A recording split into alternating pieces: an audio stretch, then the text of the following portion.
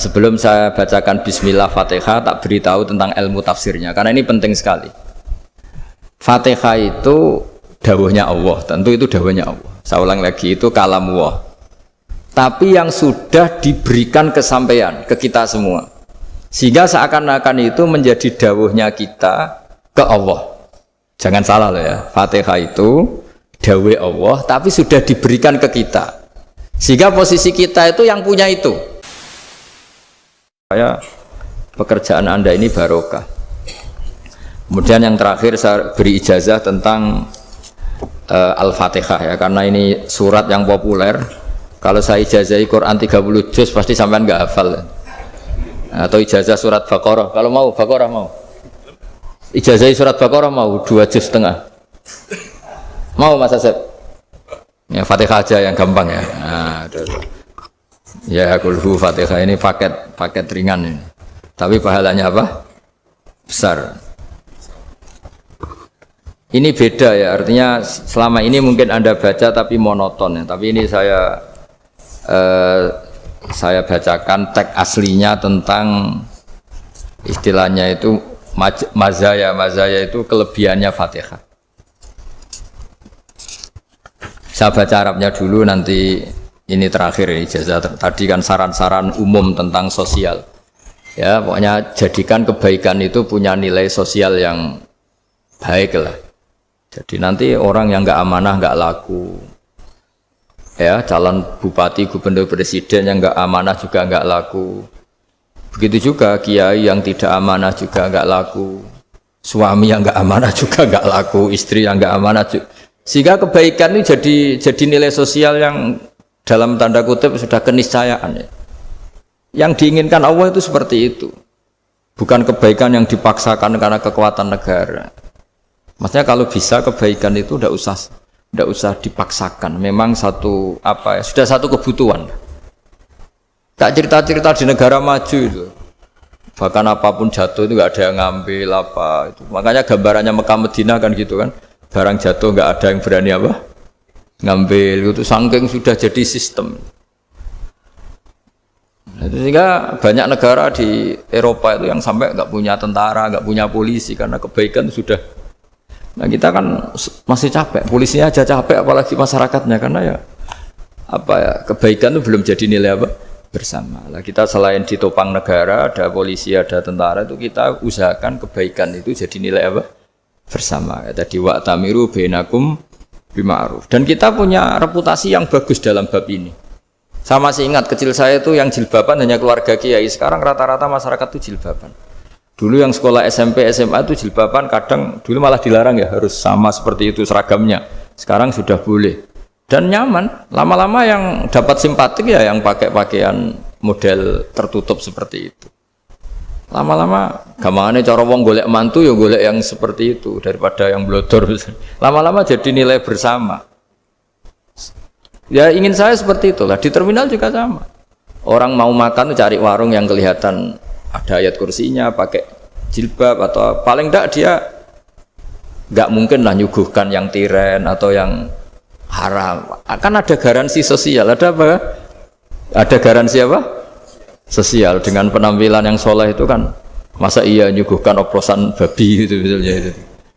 Jadi nilai sosial itu harus harus benar-benar jadi nilai, sehingga negara biar gak capek-capek. Polisi juga gak capek kan, karena tugasnya corong Jawa mau ngawat-ngawati tok, tapi sudah tidak perlu tegang karena kebaikan sudah jadi nilai bersama. Ingat-ingat ya ayatnya tadi, wa'tamiru bainakum bima'ruf. Jadi kebaikan itu harus jadi nilai bersama. Iktimar itu menjadi urusan bersama. Makanya kalau kita rapat besar disebut apa? Muktamar.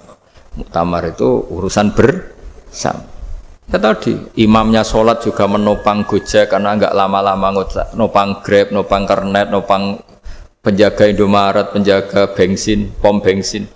Lah dia hanya punya waktu 5 menit terus imamnya baca Baqarah kan. Iya imamnya mursyid, mungkin dia tambah lama tambah dapat aplaus dari muhibbinnya, tapi makmumnya dia tambah lama tambah dapat penghormatan dari pecintanya, tapi kitanya wah khusyuk wali kan, dia dapat status naik lah. Kita yang sudah tidak ikut jadi wali diganggu apa pekerjaannya. Kalau ada imam seperti itu sampai mufarokoh saja. Niat, ya Allah sampai sini saja saya makmum orang itu. Silakan orang itu punya urusan sendiri dengan jenengan, ya sudah atau salib saja apa? Ya, itu boleh kalau dalam fikih namanya apa? Mufarokoh. Mufarokoh itu niat. Tapi kamu jangan langsung selonong mufarokoh, niat dulu. Pamit sama Allah bahwa sekarang mau mufarokoh. Tapi ya jadi sholat yang aneh kan, imamnya masih rukuk, kamu terus sujud, terus apa-apa selesai ya. Mungkin dalam pandangan itu orang lain ini maksudnya makmum gimana ini kok begini. Tapi sudahlah Allah Maha tahu. Insya Allah dimaklumi. Ya saya baca tentang Fatihah ya, karena sampean pasti sering baca Fatihah. Supaya apa sekaligus jadi jimat lah gitu. Jadi kalau kamu sering di jalan-jalan yang mungkin sepi atau mungkin kan tidak semua teman Grab itu nasibnya bagus yang di Semarang Jogja. Mungkin yang di Kalimantan di Papua kan ada yang 10 kilo gak ketemu rumah, ya kan? Ya lihat di TV-TV itu kan kasihan kan. Sudah 10 kilo gak ketemu rumah, penumpangnya kewekar preman tuh kan. Ini makan orang enggak kan gitu. Kan ujiannya dua. Kalau penumpangnya cantik itu ya kecoba syahwat, kalau preman takut. Jadi orang itu selalu ujian itu. Sing sedengan itu kan jarang orang itu. Jadi kalau penumpangnya perempuan cantik ujiannya itu syahwat, kalau preman ujiannya ketakutan. Kalau orang yang lemah bawa uang ujiannya kamu ingin garong. Jadi hidup itu memang semuanya ujian. Liyabluwakum ayyukum ahsanu amala. Makanya saya sering ditanya oleh teman-teman, Gus, nah ujiannya kenal wong wedok elek piye sama? Kenal wong ayu ujiannya syahwat, kenal wong elek ujiannya ngenyek, itu sama-sama dosa. Syahwat ya dosa, ngenyek juga dosa. Welek keriting untune metu ya dosa ngomong gitu.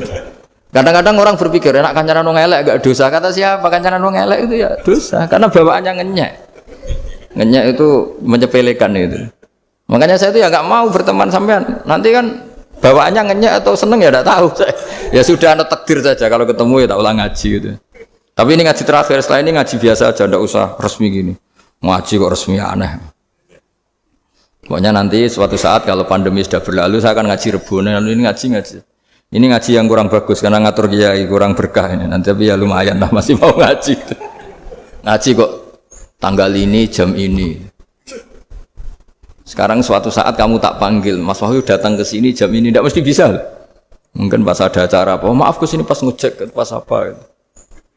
Jadi ya sudah tapi tak maafkan enggak apa-apa. Takdir ya.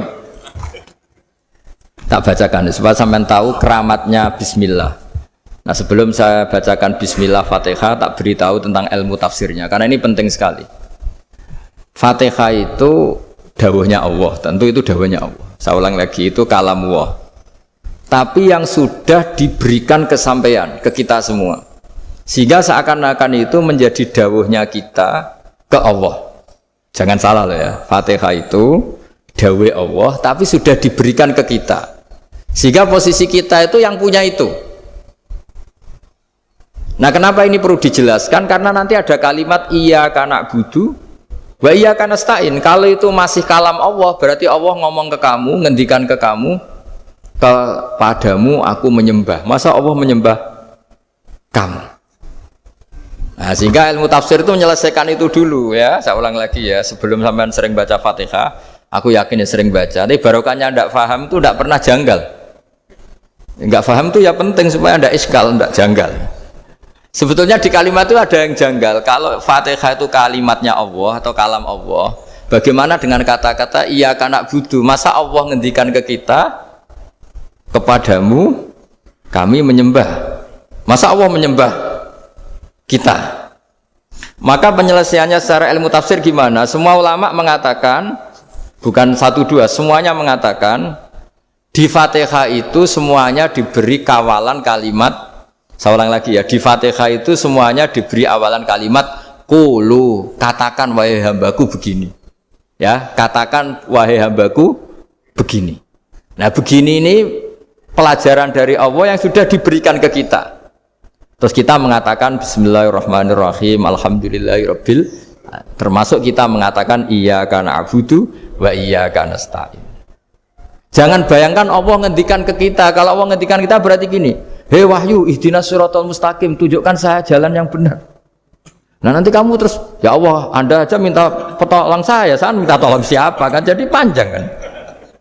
Ya, saya ulang lagi ya. Jadi itu di Ulumul Quran diterangkan gimana? Sebelum baca Fatihah, ya. Fatihah itu kalamullah, ngendikane Allah, tapi yang sudah diajarkan ke kita dan sudah milik kita. Sehingga kalimat itu menjadi milik kita. Tapi ya kalamullah, tetap kalamullah, tapi sudah menjadi milik kita. Udah paham ya? Ya pinter naon. Ya, karena kalau tanpa penjelasan seperti ini Anda akan iskal. Bagaimana Allah, iskal itu janggal, bagaimana Allah mengatakan iya karena butuh. Kan jadi aneh ya? Ya, jadi tak jelaskan secara ilmiah ya. Jadi kata ulama-ulama tafsir, ayat-ayat Quran seperti ini sebetulnya dimulai dari qulu apa? Meskipun enggak dilafatkan. Itu kan sama dengan qul huwallahu ahad Muhammad, katakan kalau Tuhan itu satu. Ya namanya Quran itu kan kalam Allah, membina nabinya, membina umatnya. Makanya dikatakan atau enggak, di sini tersembunyi kata qulu, katakan. Ya. Jadi ya ibarat apa itu? Kamu ngajari anak kamu lah. Panggil jenengan bapak kula. Itu maksudnya anak itu, kalimat itu kalimat kamu, tapi kamu ajarkan ke anak kamu. Terus anak kamu bilang, Pak jenengan bapak kula. Nah, ketika kamu mengatakan jenengan, bukan kamu mengatakan jenengan anakku, berarti anakmu itu bapakmu, kan lucu kan? Anak kamu ajari jenengan bapak kula. Kamu engkau bapak saya. Terus anak kamu mengulang jenengan atau kamu bapak saya. Berarti itu kalimat yang kamu ajarkan, tapi sekarang sudah milik anak kamu. Kalau itu kalimat kamu kan lucu, masa anak kamu bilang bapak. Nah itu seperti itu. Jadi ulama memberi solusi atau jawaban iyyaka na'budu wa iya, itu sebelumnya ada kata-kata qulu, katakan wahai hambaku, hubungan kamu dengan saya adalah katakan iyyaka na'budu wa iyyaka nasta'in. Terus hubungan kamu dengan saya katakan juga dalam doamu ihdinas siratal mustaqim. Jelas ya, jadi itu kalam Allah yang sudah milik kita karena diajarkan Allah untuk kita. Dong ya? Ya dong, gak jelas gak. Tapi bagus, gak jelas itu bagus. Kalau kamu jelas gak jadi dikrep, jadi gubernur.